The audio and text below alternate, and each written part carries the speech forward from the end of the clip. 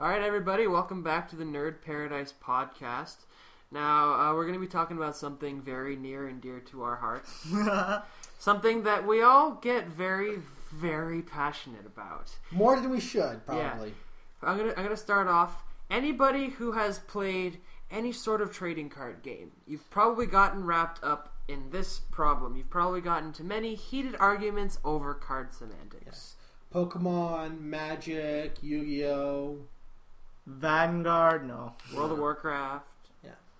Just all. It's not only trading card games. You do get board game problems, but trading especially cards are kind of Yeah, the key here. Exactly. Especially because when you have cards, you have individual things that like to screw the rules and override everything else. Yes. Oh, Yu-Gi-Oh! Is a big problem with that. Yes. Yeah, even after their language fix. Which is what we're talking about here. In short, this shall be a long talk about card game semantics. Yeah. And, or if you prefer the alternate title, we are idiots. So we have here's Shall we just go with the anecdote? Yeah, well, we have a little story that goes along with this. Yes, it happened all of 2 hours ago. Well, that was a while ago, but yeah. Yes. It seemed just like yesterday. It was today. Shut up. So we were playing a one-on-one match on Yu-Gi-Oh, which we do quite often because it's faster than doing rotation. Yeah, and so I had been eliminated, and it was Matt and Mark down to the wire. Mark was at very few life left. Matt was at pretty low himself. Which I was doing pretty well for being someone who was like. You were at 200, I was at 1200. Also at the fact that where I was about to collapse out of sleep deprivation. Yes. There was that too. Yeah, so we were playing, and I played a fairly strong monster. Well, strong in terms of its effect, at least. One with really mean effects. Yes, nobody likes the Time Lords, unless you were talking about the Doctor, in which case everybody loves the Doctor. Sure. Now, what? I played a card. Well, when he summoned it, yeah, there. I played a card that normally. Yes, the language says destroys and banishes, which can be No. Focus on these words because yes, this is what we've been focused on. Focused on now. This can be interpreted in various ways. It could mean one, it destroys first, then it banishes, or it does it all at the same time. Yeah. Mm-hmm. See, the Matt's card that I played says it cannot be destroyed by card effects. Now, see, I usually I agree with whatever he says, but I thought, okay, maybe something sounded funny. I'll ask Harvey. So we read both cards, kinda. Yeah, we're going into the nitty gritty of what these effects do. Yeah, so we read the first. We read my card, and it says cannot be destroyed by card effects. Fairly straightforward, you would think, but then I start looking at the language on Mark's card. It says destroy the card. It's destroyed and send and ban and remove from play or banish. Banish, yeah. So what I interpret this as. Decide. We realize, well, probably for the best, instead of arguing about it the whole time, we agree that, yeah, it's a combination effect, so it does get banished. Yeah, after about a minute and a half of back and forth. So we went back and forth. We finished the game. Mark ends up winning, because I can't play anything else at that point. So while we're cleaning up and everything, I go on the computer and check the card rulings of this card. I'm looking at the rulings. Nothing's really popping up that really would have helped me or Mark in this case. It seemed a mix of both. But then I go back and look at the card. In which case I realize something. There's a second part to this card. There's a condition at first that wasn't even met. Yeah, that we didn't even read that part. The monster, if your player summons a monster with 1500 or more attack. Now, Matt's card with the crazy ass effect. Yeah, my card. 10-star monster, which usually represents something very strong. Long ass effect. Game breaking at times even. Zero attack. So after all of this back and forth of whether this works or not, and this this particular language here overrides this, it didn't fucking apply in the first place. Yeah. See, I take the most of the responsibility here. I admit that I didn't read the second part of the card. It's the first part actually. The first? Yeah, it's the first. It says when your opponent summons a monster with 1500 or less attack. Yeah, the first part, the first part of the card. What? Oh, 1500 or more, yeah. Okay, I didn't read the card in total. Yeah, then I asked Harvey. Usually, a second party would catch this part. I guess. Which is funny considering you constantly use that card, because you get like 4 or 5 copies of it altogether. I have a few, and I do tend to use it. It's helpful. Yeah. And then there's the second party, which is either Matt or Harvey, whichever way you want to look at it. And we were holding both cards, my card and the other card, and then we forgot the zero attack. No one paid attention to any of the numbers, only the adjectives. Yes. Then you had the third party, Harvey, who read the card, also did not get the part where it said 1500 attack or less. More. You're thinking of regular trap. Yeah, sorry. Or more. So let's sum up here. We're idiots. So we didn't read the obvious first section of the card. Yeah.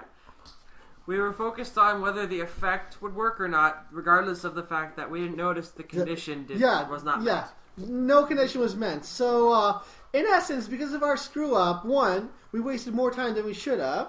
And 2, we declared the wrong man the winner. Yeah. Well, I wasn't gonna get that petty, but at least you mentioned it. No. I said, as soon as he said it was his win, I said, okay, that's his win. Mm-hmm. I wasn't gonna argue anymore. Yeah. I think you two did enough. Yeah. It was my card, and you two were at each other's throats. I will say that I can get a little bit heated over technicalities, and that's why sometimes I'm a bad competitor.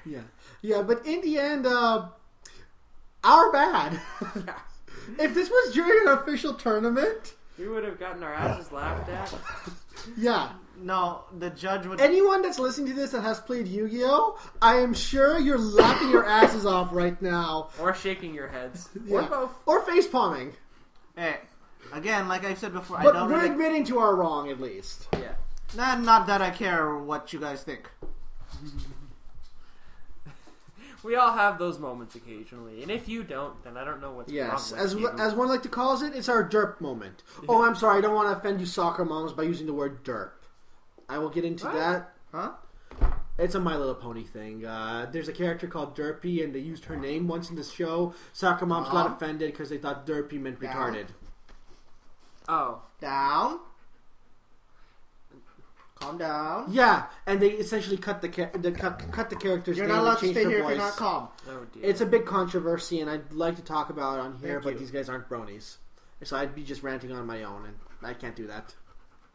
Okay. Anyways, continuing on. You're not allowed here if you're not We've calm. got a bit of a dog technicality, but he's just very excited about the topic of semantics.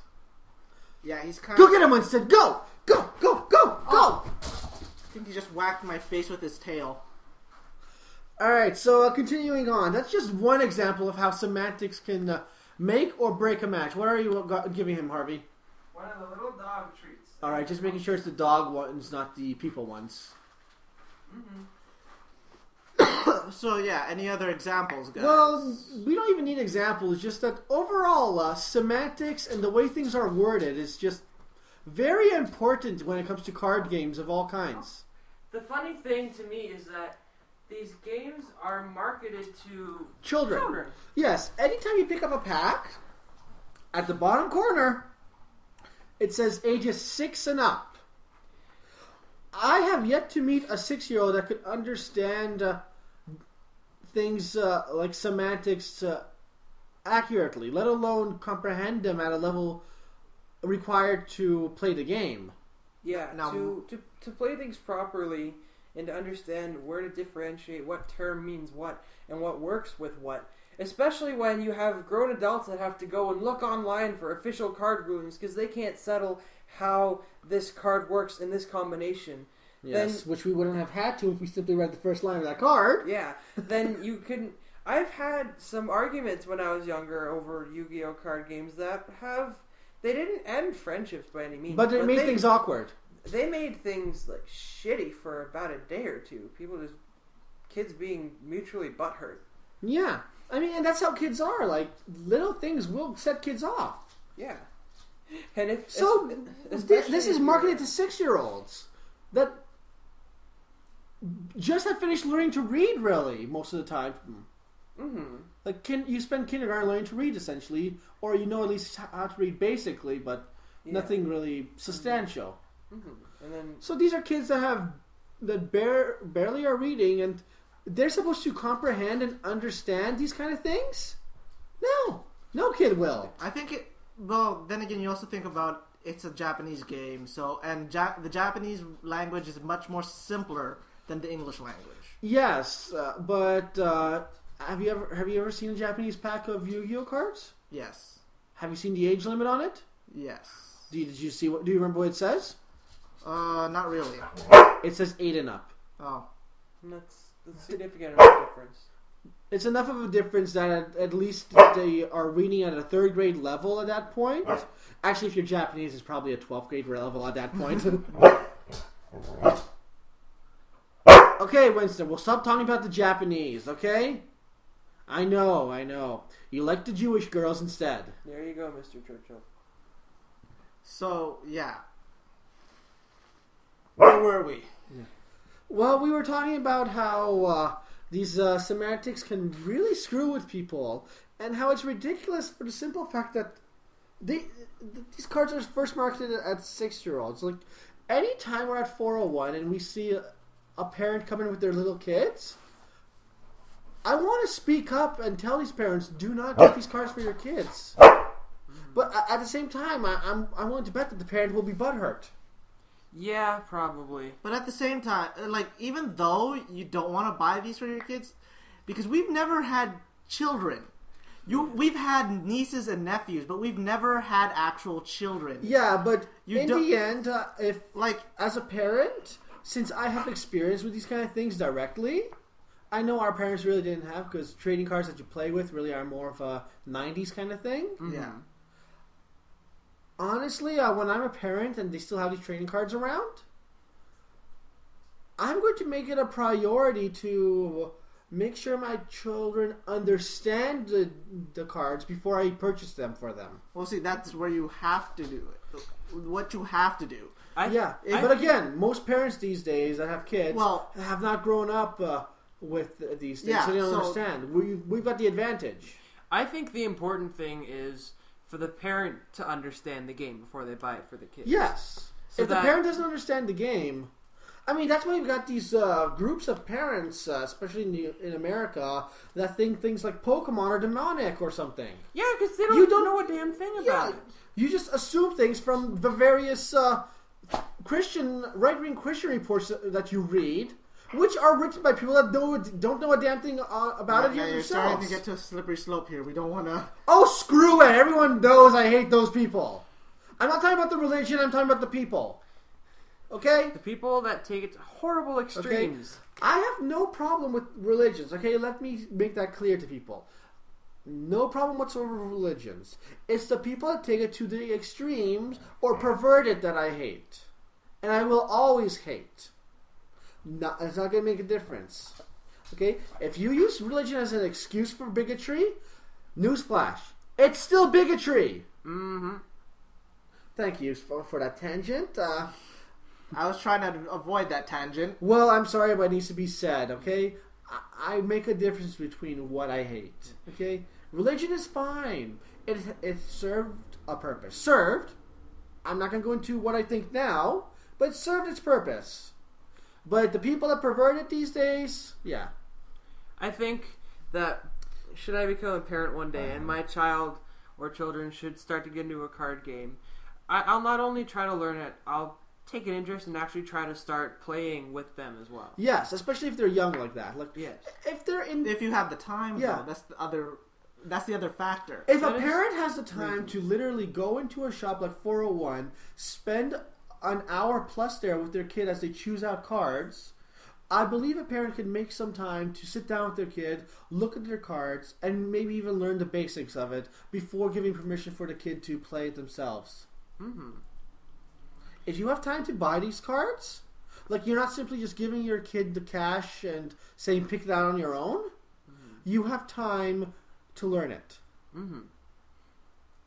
And I wouldn't be doing this to make sure from some kind of moral standpoint. I don't have any real problem with that. Yeah, unless something really, really weird comes out. And then like if they suddenly decide to completely stop censoring some of these cards. Yeah. Or like, say my kid comes up to me one day and at says... our age, we're kind of hurt by some of the censorships. Because we kind of want to be titillated a bit. But as a kid, and if you have a parent, you're kind of happy with the censorship because you don't want your kid ogling half-naked women. Yeah, if I... Well, yes. But not just women, but that is certainly one of the most prevalent issues. Prevalent is women, but there's men too that some of these characters just wear loincloths or something. Yeah, so if I, say I had a kid, and the kid comes up and says, hey, I want to get the new starter deck for Bikini Soldier Ninjas. I would say... Wait, what? Yeah. First of all, you go for you look at the name itself, Bikini Soldier Ninjas. That kind of... Yeah, I'm using a very, very over the top example, obviously. Yeah, very overly simplistic and over the top. But, take a look at it. Because I will know... Yeah, because for all you know, it could just be a name. Yeah, but I know because, at least with my children, I think, if I should have children... Hi, hon.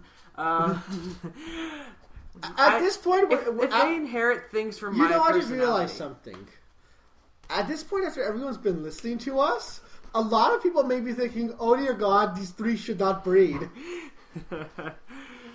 Especially me, probably. Sorry to disappoint the world, but that may possibly I'm doing something. Happen. Yes, we're not shooting blanks here. Thank you. So, I think that I would need to be careful with my children if I should have them, because I know I have a very addictive personality. Now, this hasn't gotten into anything extreme like alcohol or drugs or... It's mostly when it comes to... adrenaline. Yeah. Thank you. It mostly comes to trinkets, card games, figurines, that kind of stuff. Collectibles. Or games. Problems. Yes, or gaming. Yeah. He's clean, people. Don't worry. Yeah, I'm pretty clean. But I do spend a lot of time, and somewhat often, a lot of money on these obsessive subjects that I get interested in. And what really sucks, sometimes I'll get really into something, and then after a little while, if I have no way to apply it or nobody to play it with, then I lose interest, and I've spent a bunch of money, and it just sits there. Yes. So, knowing that, I would try to make sure that this is something that I could reconcile with kids. Something that I could justify, and something that I'd be comfortable playing with them with, and showing them how to do stuff. Mind you, if it gets to the point where it's the new biggest fad in school, I can only do so much. Yes. Apart from saying, you can't do that, you can't be with... but simply saying that will not work, okay? No. Here's the thing, though. Just learn. The best thing to do is learn about the game, make some time to see how it is with your kids, and if you want to take the extra mile, learn how to play it, and if your kids are young... Even play it with them. Interact. Yeah, have an open mind and take an interest. Yeah.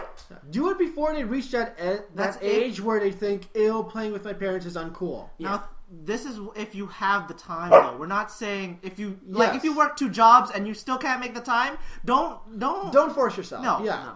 But obviously, like I said, if a parent has time to go into a card shop with their kid, spend time at the card shop, literally speaking with their kid while they're picking out the cards...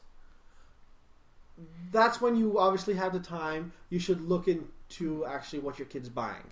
Mm-hmm. I mean, if video games have ratings on them, things like card games should too. Yeah. Because Think about Not it a this 6 way. plus, okay? If you have say some sort of family night where you'd otherwise sit around and maybe watch a movie together or play board games, you could have a night to look at various card games or something like that. Yeah. That seems reasonable to me.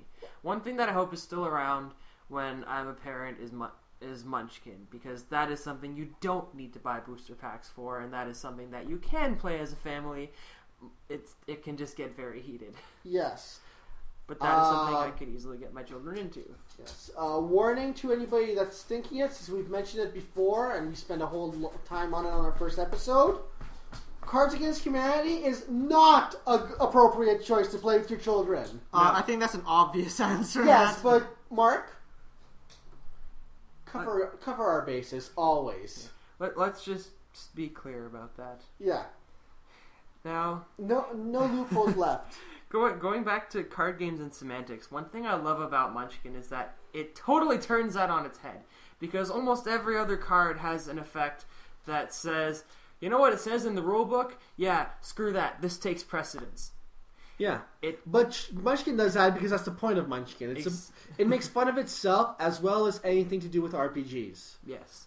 Or anything to do with the various genres that it has. Like, there's Yeah. a zombie version, there's zombies, a pirates, version, Yakuza. vampire, goth, H.P. Lovecraft theme, Yeah. Space, cowboy, spy. It's a whole lot of awesome, and you can mix and match. There's even a combination set too. Yeah. But yeah, I so commend Steve going back Jackson to our Games. original points, card semantics are something that can cause some serious arguments with people, and unless you're already good friends with them, it can even ruin a night or ruin a friendship if it gets really extreme. It can definitely shoot down a first impression. Yes, especially if it happens at like a tournament or something, where a lot of the time people are expected to already know these rulings off the bat. Yeah, one thing I'll say about this, what would I call it? This sort of subculture that we identify with in the card games, it can be very easy to find when people have those moments where they completely lack social skills and courtesies because people might get a little wrapped up in these rulings, and it gets kind of petty, and people are arguing about whether they're nitpicking on every single ruling, every single. But there's one thing to do it with rulings, card. and there's another thing to do it with simply interacting. Yes. But yeah, with the rulings, it will sometimes happen because people are.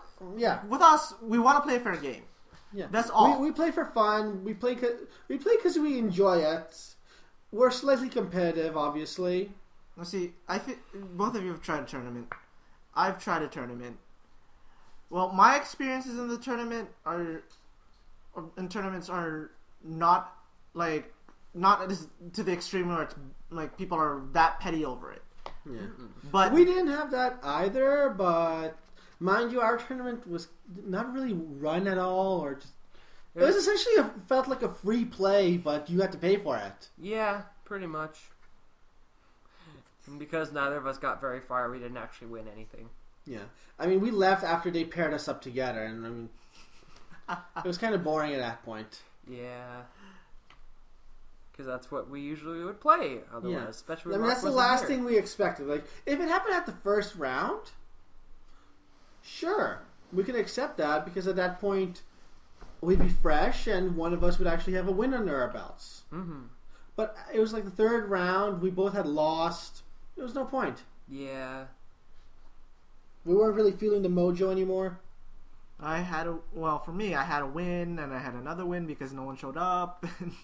I've usually The rest found was all losses. when I went to Yu-Gi-Oh tournaments that you get kind of a mixed bag, because you get people who are there and it's very casual and they don't pay too much attention. Then you get the people who are really hardcore about it, that research their deck strategies online and that they do like we do, I suppose, but to a more of an extreme, and spend a whole bunch of money on really good rare cards to make strategies work. Also, you got some of the guys that are really competitive, where they just, if they win, they act like a total asshole about it, and and while you're playing your turn, they make these arrogant ass predictions about, oh, you're just gonna do that, oh, that's fine, whatever, blah blah blah, and just you had those guys. I've had that. That's all. That's I didn't really get any of those guys. Yeah, I don't like when we've that had it, happens. like essentially guys Like I had, that are at some points trying to predict your move, and not like for fun, but like just predicting it because they're being an asshole because they think that's what you're gonna do to try and counter them, and they're ready for it. Yeah, it's pretty much just boasting. Okay. now see, what I had was like the whole friendly handshake, and then Yeah, Let's I don't play. think the guy that I dueled the last tournament was even bothered with the handshake. Like he just wiped the floor with me and then left.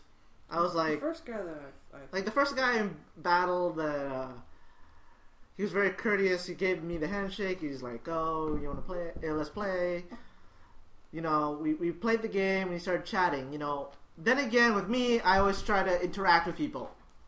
Hey, I tried. I didn't threaten him the first thing I saw him. I only do that with the people I don't like. Like I give people the benefit of the doubt first. yeah. Yeah. I mean, when I first met you guys, I didn't threaten you. No, I saved that for after we were friends. yeah. And there was no risk. Sometimes you didn't know if you're joking or not, and Yeah, there were times of that. Like when? But before we got used to your filter, it got a little awkward. What filter? Exactly.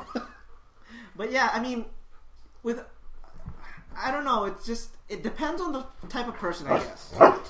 In terms of courtesy, Yes.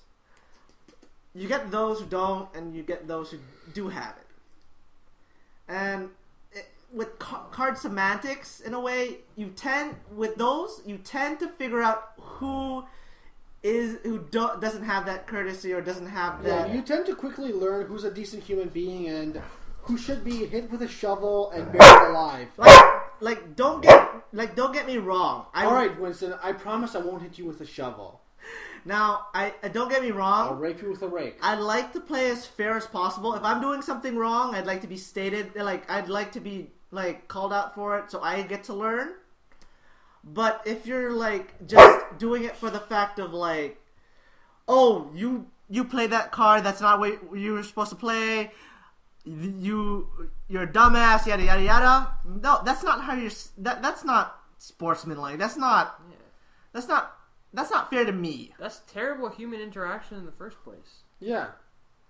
Never mind being Thank God I've never had any of those people. No. I've played no. But the guy that I dueled last tournament, he felt like he would have been like that, but I at least kept my moves all clean and fair and everything. At least that one duel that I managed to get by his one-turn kill, which was completely cheap, mind you, but whatever, it's a strategy. Some people employ it. You can't complain about it.